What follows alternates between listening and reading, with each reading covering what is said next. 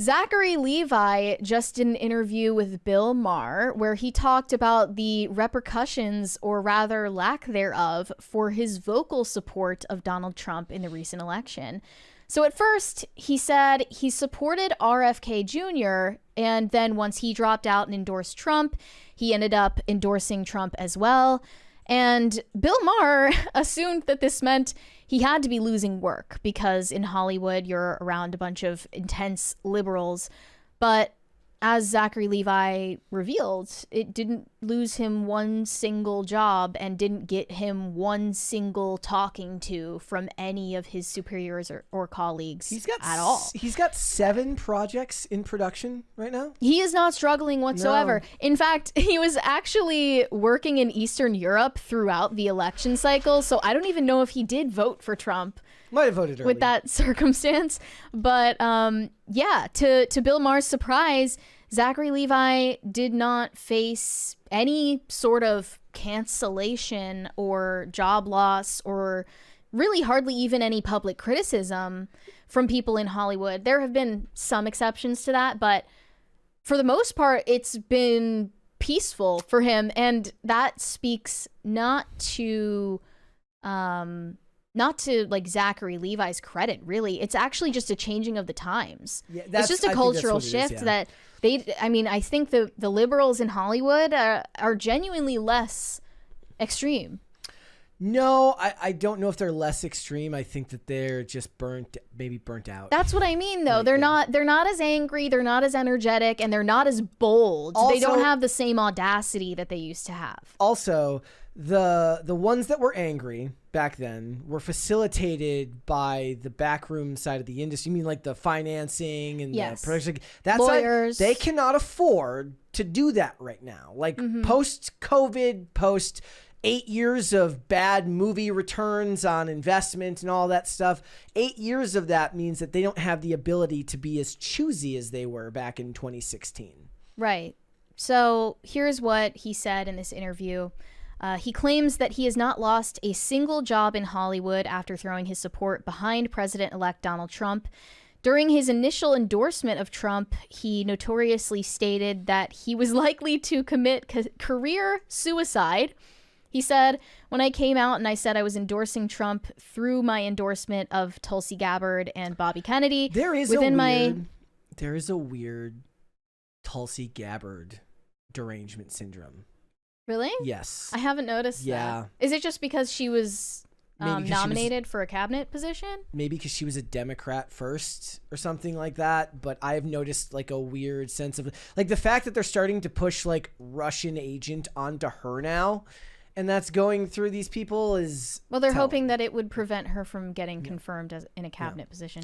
But he continued, within my industry, as you can probably imagine, Hollywood is a very, very liberal town, and this very well could constitute career suicide.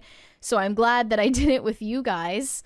And then Bill Maher said he lost jobs. He was like, no, that did not happen. For coming out and voting for Trump, listen, I have yet to see what the ultimate effects of all that are going to be. I already had multiple jobs that I was in the process of shooting or have yet to shoot. None of those have been compromised. None of my producers or any of the studios behind those films or projects have called and said, hey, this is a line too far. We can't have you associated with the project anymore.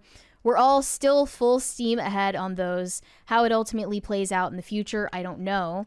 The 4 years of his presidency were significantly better than the 4 years of Biden-Harris.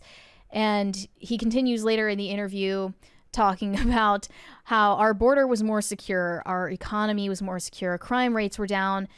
When you have almost every network television show other than Fox News, when all the rest are saying Hitler and all of his supporters are Nazis and Madison Square Garden is a Nazi rally and all of these things, of course, you're going to spin all of these people watching that into a tizzy of fear. But here it also mentions one of his former colleagues saying some nasty things about him in the media. What was her name? Laura Benanti. She worked on Broadway with him, right? Right. They worked on the Broadway revival of She Loves Me back in 2016. To which everybody was like, who is that? I had never heard of this woman Everyone in the before. comments is like, who the hell are you? Yeah, but here in a recent podcast interview, his former colleague said, I never liked him. Everyone was like, he's so great. And I was like, no, he's not. He's sucking up all the effing energy in this room. He wants to mansplain everybody's part to them. He really sucked everybody in with his dance party energy. Like, we're doing a dance party at half hour. I was like, good luck. Have fun. Okay, see what's sad about this? You sound miserable. Here's the thing. Outside of, like, if you strip the political context of this, which is what we know it is because of the timing, it's actually kind of funny to imagine like a bit where she's like, no, fuck that guy. He was freaking annoying.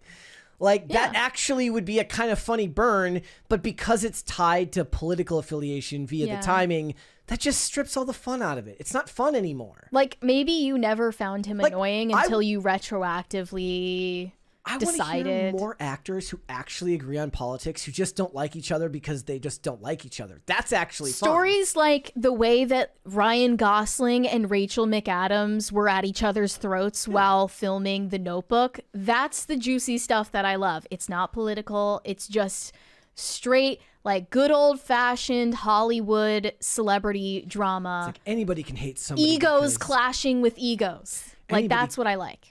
Anybody can hate somebody because they're a fascist. I just hate you because you're freaking awful. I mean, she's literally saying he's annoying because he always wanted to have fun.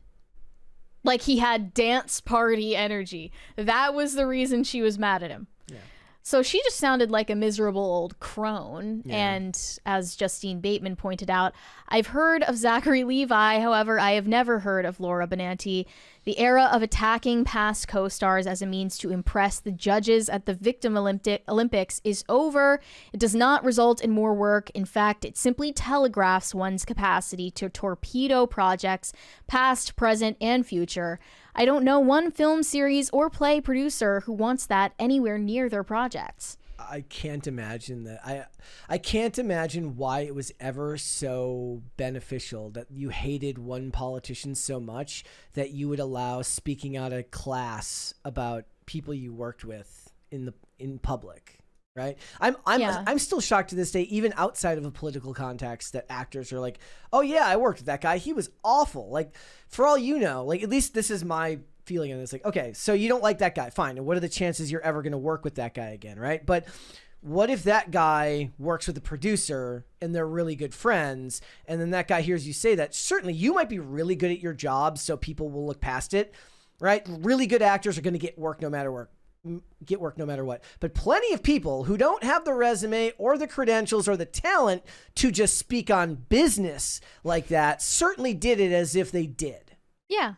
But if you think about it, most of the time, the people you would think have a track record behind them that would give them the liberty to say whatever they want, they usually don't, because they have something called class and discretion. And oversharing like that for the sake of stirring up drama, it's not honesty. Yeah. It's not humor. It's just indiscretion. And to make it even more rich, this is on a podcast called That's a Gay Ass Podcast. So I think we know where they were coming from, like what their bias might have been already. Well, Zachary, but it's always like you find out that somebody disagreed with you politically, and then you say, "Oh, I never liked him."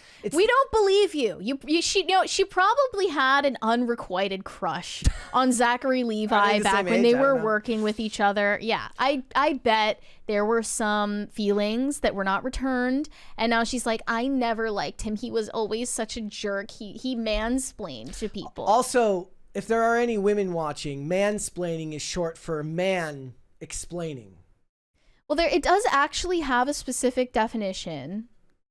It means a man is explaining something to you that you already know, and he already kind of knows that you know. They said so he's doing it like just to kind of treat, like to like belittle you. They said that I was mansplaining about Spider-Man.